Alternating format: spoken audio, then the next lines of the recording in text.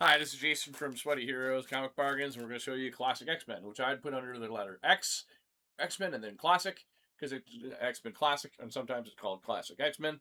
But either way, it's X-Men, right?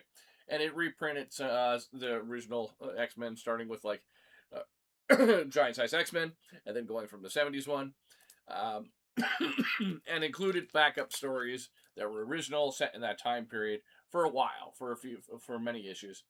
And so the back of the covers sometimes had interesting art too, so I'm going to show you the back of the covers as well. There we go.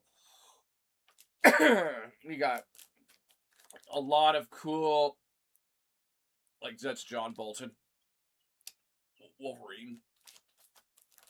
This one has Alpha Flight. The early appearances of Alpha Flight in here.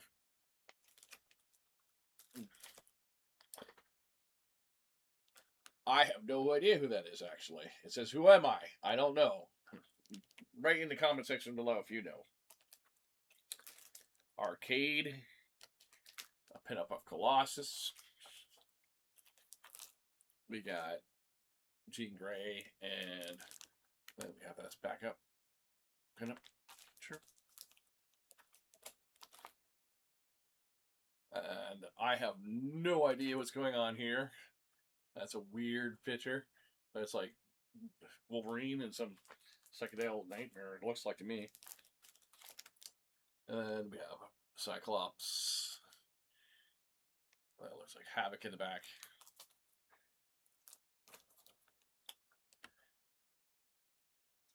There we go.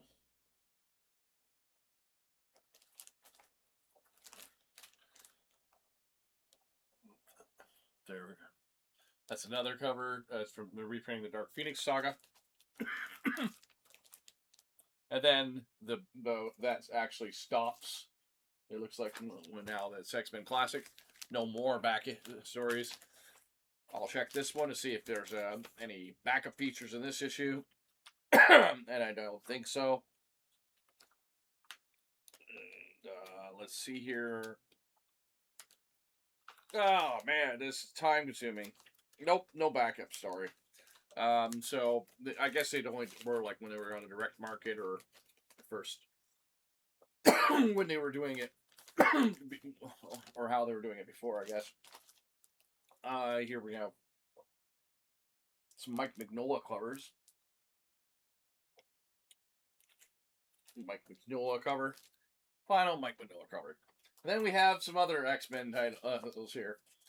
We have X-Men Unlimited, and this issue involves the Silver Surfer, and so the Silver Surfer's in this one.